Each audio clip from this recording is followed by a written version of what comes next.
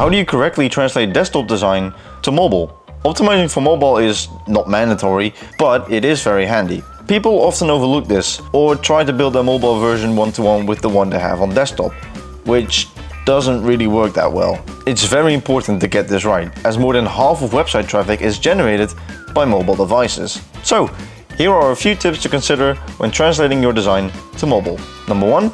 Maintain your groupings. Don't break up your elements just because the screen got smaller.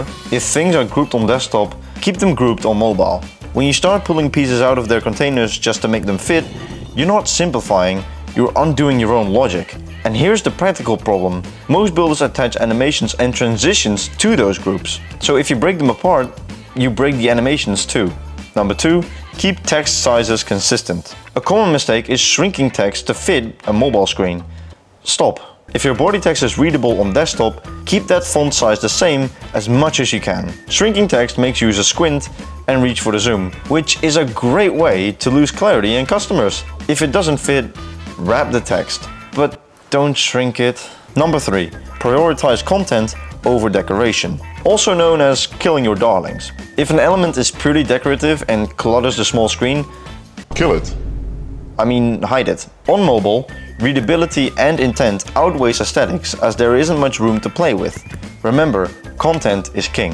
How fancy they might be, get rid of those distractions. Number 4. Make targets big and touch-friendly. We've all had this happen to us. You want to close an ad, but instead, your fat finger takes you to the App Store. Every button, link or call to action needs to be large enough to tap without hitting 3 other things by accident. Give the interactive element some room to breathe and a minimum tap area of at least 44 by 44 pixels. Number 5. Simplify navigation. That expensive mega menu you have on desktop, it's a nightmare on a phone. Collapse your navigation into a clean hamburger menu or a simplified tab bar. The goal is to get viewers where they need to go in as few taps as possible, without them having to scroll through a laundry list of links. Number 6. Consider context and accessibility. Remember that mobile users are often on the go. They might be outside in bright sunlight, using one hand while holding a coffee, or while driving. High color contrast is a must, and important actions should be reachable within the thumb zone at the bottom or middle of the screen.